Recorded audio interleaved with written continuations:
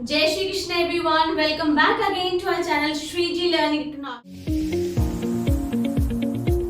We will do the last unit of macroeconomics, that is balance of payment. In this we have two chapters, that is foreign exchange and the other is balance of payment. Foreign exchange rate we have already done and today we will do balance of payment. So here we go.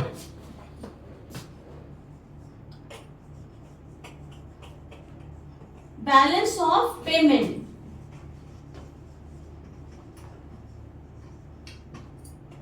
So balance of payment, just write on the definition.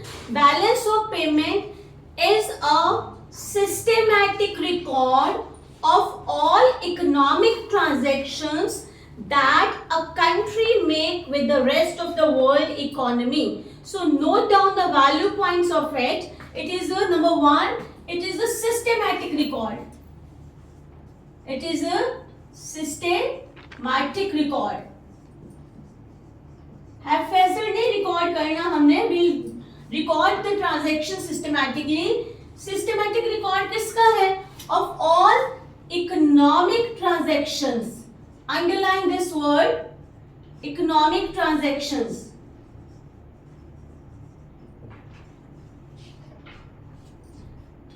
कौन करता है economic transaction?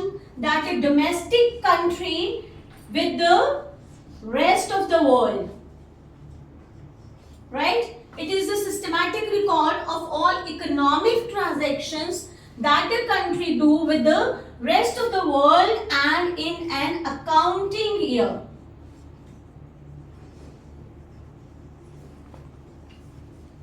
सो कितने value words आए हैं? Number one, it is a systematic record. Systematic means हम facility नहीं करना, कभी इस डेट की कर ली कभी उसकी कर ली. Systematically will record the economic transaction. That I tell you कि इकोनॉमिक ट्रांजैक्शन में कौन कौन से ट्रांजैक्शंस इंक्लूड होती हैं.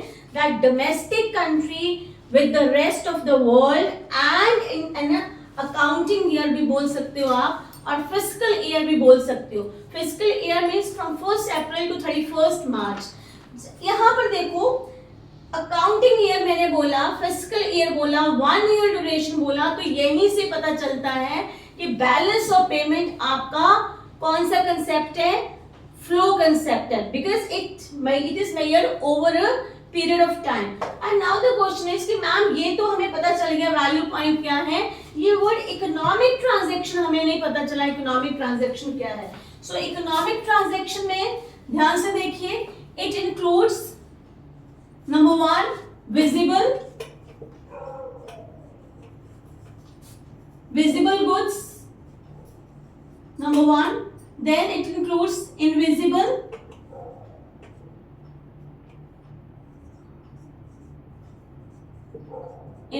का मतलब क्या है? जिनको हम देख नहीं सकते. इनविजिबल गुड्स जिसको हम बोलते हैं services. And then unilateral transactions, unilateral transactions. So एक देखो ये हो गया आपका, एक हो गया आपका ये, और एक हो गया ये, ठीक है. सो economic transaction include visible goods, invisible goods and unilateral transaction. And one more thing, that is capital transactions. तो आपने क्या बोला? मैंने अभी I explain it in detail कि ये होती क्या है. फिलहाल आप इतना याद रखो कि इकोनॉमिक ट्रांजैक्शन में 4 चीजें आती हैं. एक विजिबल गुड्स, दूसरा invisible goods, and then unilateral transactions and capital transfers. Capital transactions, not transfers, I am sorry. So पहला क्या है कि विजिबल गुड्स क्या होता है? Visible as the name suggest, देख सकते हैं, जिसको टच कर सकते हैं. ये मेरे हाथ में मार्कर है, ठीक है, ब्लैक बोर्ड है, मशीनरी है, इक्विपमेंट्स है, the things which we can see crossing the border, right? तो क्योंकि हम लोग ट्रेड कर रहे हैं डोमेस्टिक कंट्री और रेस्ट ऑफ द वर्ल्ड, मतलब अपनी कंट्री का ट्रेड बाकी की कंट्रीज के साथ है, तो it is but obvious it will be something related to import and export. ठीक है, तो इसमें हम लेते हैं import and export of visible goods means the things which we can, all tangible goods you can say, right? और इसमें क्या आना है इनविजिबल में, इसमें आना है import and export of services, let it be any kind of services जिसको हम बाहर से सर्विसेज मंगवाते हैं या बाहर सर्विसेज देते हैं, it includes invisible. Unilateral transaction नाम अलग है बेटा यहाँ पर, but this we have done in detail when we have done the chapter of national income। तो ये है क्या, ट्रांसफर्स, ठीक है, one sided transactions means what, transfer incomes, transfer payments. जैसे मैं कहूँ I have given something to the beggar, तो मनी फ्लो है, इसमें रियल फ्लो है नहीं, राइट? चैरिटी में कुछ दिया, डोनेशन में कुछ दिया, out of love and affection, तो ये क्या आएगा आपका unilateral transaction, right? And capital transactions are those transactions which are related to the assets of the country. Assets से liabilities and assets को जो influence करती हैं transactions, these are called capital transaction. So अभी मैंने आपको बोला balance of payment के 4 word जो value points हैं, क्या?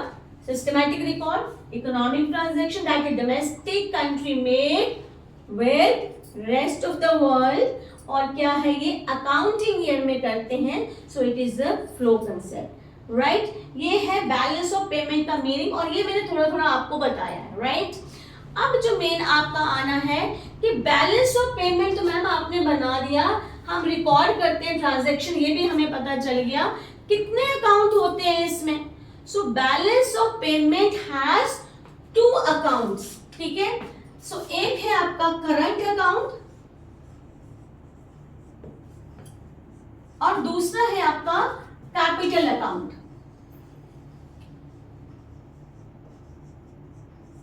राइट? अब है कि करंट अकाउंट में कौन सी ट्रांजैक्शंस लेनी है और कैपिटल अकाउंट में कौन सी ट्रांजैक्शंस लेनी है, कौन सी ट्रांजैक्शंस डेबिट साइड पे लेनी है, कौन सी ट्रांजैक्शंस क्रेडिट साइड पे लेनी है। अब मैंने देखो 2 वर्ड बोले, debit and credit. So accounts के स्टूडेंट्स को पहले ही पता चल गया होगा कि ये डबल एंट्री सिस्टम पे बनेगा। Balance of payment, this accounting system, this systematic record of all economic transactions is based on double entry system. Double मतलब कुछ दिया और कुछ लिया। I have given money and I have taken fruits. पैसे दो और चीज लो। This is called एक की इनकम दूसरे की payment, something like that. So अब कौन सी ट्रांजैक्शन को क्रेडिट साइड पे लिखना है, कौन सी ट्रांजैक्शंस को डेबिट साइड पे लिखना है? तो क्रेडिट डेबिट तो मैम हमें समझ नहीं आता है, कुछ और बताओ। तो वो और क्या है, आपने वर्ड याद रखना है IC। IC doesn't mean intermediate consumption here. IC means, here I am writing IC, I or C. I means inflow and C means credit. Simple सी चीज आपने ये याद रखनी है, इसी से आपका आधे से ज्यादा बैलेंस ऑफ पेमेंट का चैप्टर हो जाएगा। It means all inflows are recorded on the credit side of the balance of payment, all inflows recorded on the credit side. अब मैम इनफ्लो क्या है, आउटफ्लो क्या है? आप देखो कि जिस भी वे से अगर आपके पास इनकम आ रही है, फॉरेन एक्सचेंज आ रहा है, that will be recorded on the credit side of balance of payment, और द वे जिससे आउटफ्लो हो रहा है, पैसे बाहर जा रहे हैं, that will be recorded on the debit side of the balance of payment, right? So current account में ट्रांजैक्शन आपने कौन कौन सी लेनी है? ये है आपका credit, I have already told you. अब है करंट अकाउंट, ये मान लो मैंने करंट अकाउंट बनाना है, एक तरफ अब ये है आपका क्रेडिट साइड और ये है डेबिट साइड, राइट? अब करंट अकाउंट में ट्रांजैक्शन कौन सी लेनी है? So will go back again, current account of balance of payment वो अकाउंट है जिसमें हम बेटा 3 तरह की ट्रांजैक्शंस लेते हैं। कौन कौन सी? एक visible items, number 2 invisible goods and number 3 is unilateral. तो इस अकाउंट में हम विजिबल, इनविजिबल और यूनिलेटरल ट्रांजैक्शंस लेते हैं। अब विजिबल गुड्स में आप बोलो कि मैंने बोला export of machinery from India to the rest of the world. Export किया है हमने, कमोडिटी गई और बाहर से क्या आया, इनफ्लो हुआ कि outflow, inflow. So inflow will be recorded on the कौन सी साइड पे लेना, on credit side. Export of machinery,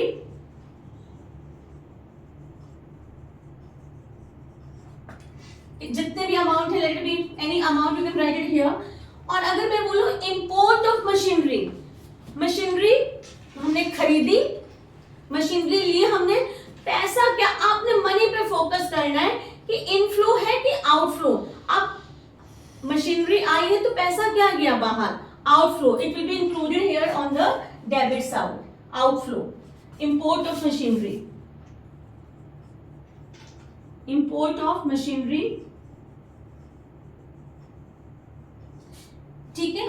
ऐसे ही आपको इनविजिबल ले लो, means services from the rest of the world and services given to the rest of the world and then aid given by Indian government to that of the rest of the world or help taken by Indian, means help taken by Indians from the rest of the world, means तीनों ही category की transaction आपने यहाँ लिख लेनी है।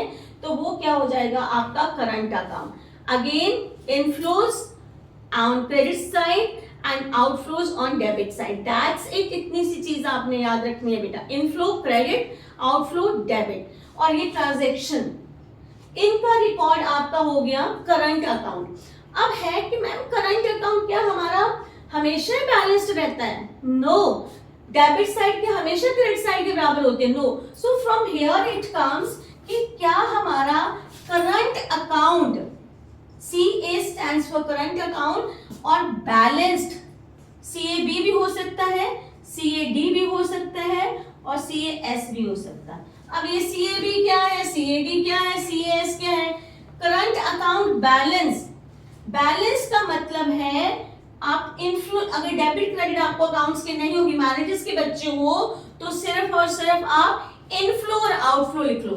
अगर आपका outflow inflow के बराबर होता है तो आपका करंट अकाउंट क्या है, बैलेंस्ड है। Outflow means debit and I तो आपने याद दिया ना आपको, क्रेडिट, और ये क्या है आपका debit. Debit is equal to credit, it means current account क्या है मेरा, बैलेंस्ड है। अब करंट अकाउंट डेफिसिट, घाटा बढ़ रहा है हमें। घाटा कैसे बढ़ रहा है? इसका मतलब मेरा खर्चा ज्यादा हो रहा है, आउटफ्लो ज्यादा है और पैसा आ कम रहा है। तो here what will I right, deficit कब होगा मेरा, जब मेरा आउटफ्लो ज्यादा है और मेरा इनफ्लो क्या है, कम है, ठीक है। और सरप्लस मेरा कब होगा बेटा, कि जब मेरा आउटफ्लो ज्यादा है, डेफिसिट, आउटफ्लो क्या है अब मेरा कम है और इनफ्लो क्या है मेरा ज्यादा है।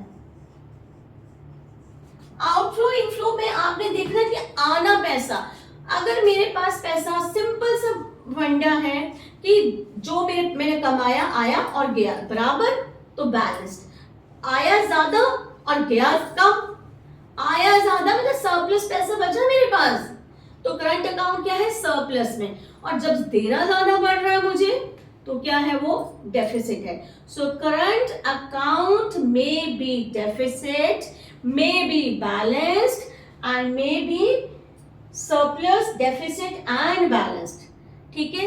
अब यही करंट अकाउंट से ही सारा सिस्टम शुरू होता है।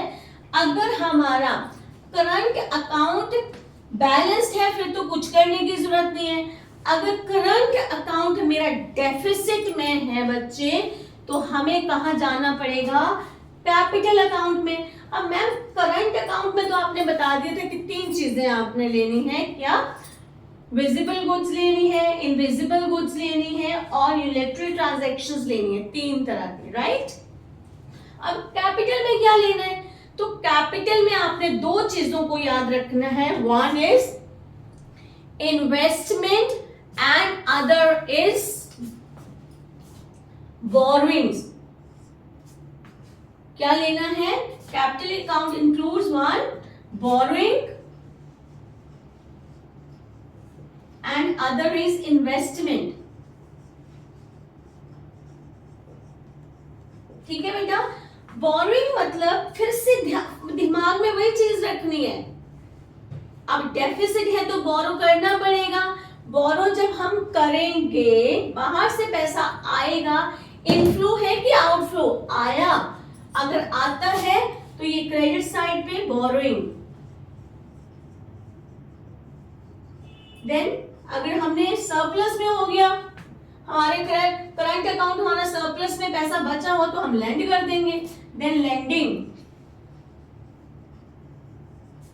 राइट। अब क्या है, इन्वेस्टमेंट और बोरोइंग तो मैंने बता दिया आपको, और लेंडिंग में मैंने बता दिया। अब बेटा जो इन्वेस्टमेंट है ना, तो उधर ये आनी है आपके दो तरह की इन्वेस्टमेंट है।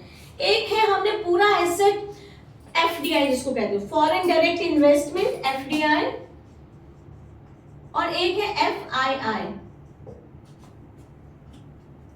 इसमें आप इसको कह सकते हो अब जो शेयर्स वगैरह आप खरीदते हो, पोर्टफोलियो इन्वेस्टमेंट, जिसमें हम क्या करते हैं, we just buy the shares of certain companies. Foreign company के अगर हमने शेयर्स खरीदे, that is foreign institutional investment. और ये फॉरेन डायरेक्ट इन्वेस्टमेंट पे पूरी ओनरशिप ही हमारी होती है, और उसमें हम पोर्टफोलियो में और एफआईआई में हम क्या करते हैं, we buy the shares of a company, company की ओनरशिप किसी और के पास होती है, राइट। अब इसमें भी अगर एफडीआई पैसा आ रहा है, एफडीआई अगर पैसा आ रहा है, then again it will be recorded on the credit side. और अगर हम इन्वेस्टमेंट बाहर की कंट्री में कर रहे हैं, then it will be recorded on the debit side. Is that clear? कहां से शुरू किया था हमने? Balance of payment. Simple, balance of payment दो account, current account, capital account. Current account में कितने ट्रांजैक्शन? 3 ट्रांजैक्शन। क्या? Visible goods, invisible goods and unilateral. Then capital account 2 transaction. कौन सी? Borrowing and investment. और फंडा क्या है पीछे याद रखने का? ओनली एक ही चीज याद रखनी है आपने, आईसी। आया तो क्रेडिट साइड पे और गया तो डेबिट साइड पे, ठीक है। अब एक और चीज इसमें बताई जाती है, दैट इज कि ये अगर बाई चांस हमारा एक और है जिसमें एक पॉइंट आता है, इसमें आता है फॉरेन एक्सचेंज रिजर्व्स। बहुत इंपॉर्टेंट पॉइंट है ये, है फॉरेन एक्सचेंज रिजर्व का पिटारा। यहां सारी फॉरेन करेंसी किसके पास होती है? सेंट्रल बैंक के पास। अगेन सेंट्रल बैंक के फंक्शंस में हमने किया था, it is central bank is the custodian of foreign exchange reserve. तो याद रखना, अगर इस रिजर्व में से अगर हम कुछ निकालते हैं, if it come we just take it out anything from that reserve, यहां से निकाला तो हमारे पास तो इनफ्लो हुआ ना। So all withdrawal from foreign exchange reserve funds will be recorded on the आया credit side of the balance of payment. और अगर हमने उसमें कुछ बच गया हमारे पास तो यहां पर डाल देना, तो वो क्या है? आउटफ्लो।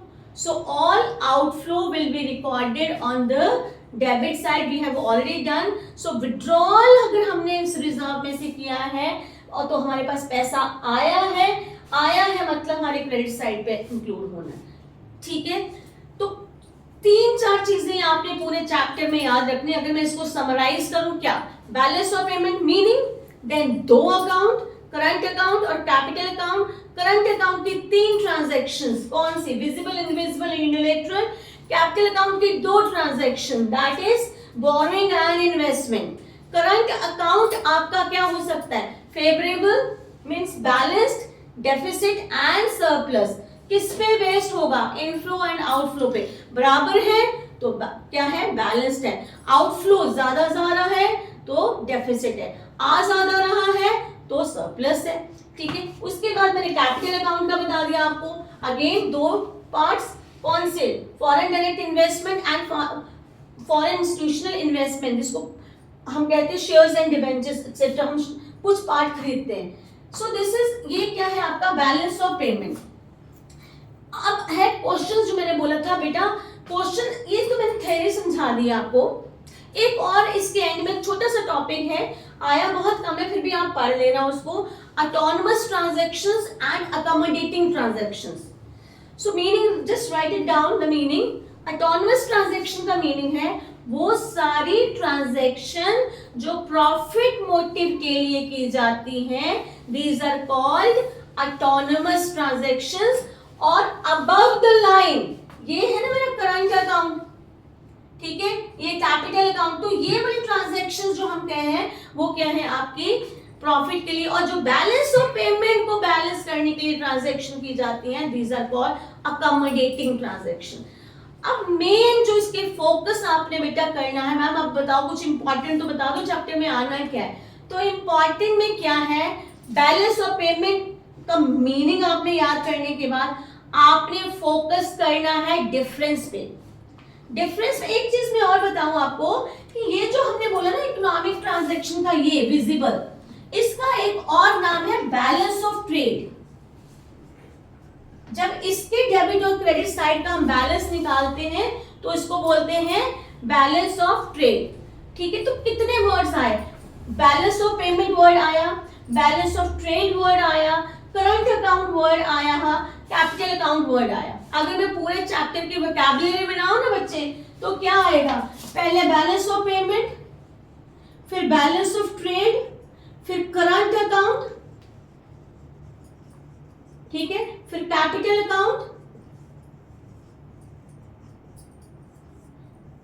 पूरा चैप्टर इसी के आसे पास घूमना. आप ये देख लो, इसमें से क्या आ सकता है, कई बार क्वेश्चन आता है what is the difference between balance of payment and balance of trade. तो बैलेंस ऑफ पेमेंट तो पूरा बाप है, सब कुछ इसमें आ जाता है, और बैलेंस ऑफ ट्रेड तो इतना सा हिस्सा है, छोटा सा बच्चा है. तो मीनिंग हमेशा मैंने बोला हुआ है, डिफरेंस लिखते टाइम बड़ा नीटली आपने डिफरेंस लिखना है. 3 कॉलम बनाने, बेसिस एंड दो जो भी पूछा हुआ है.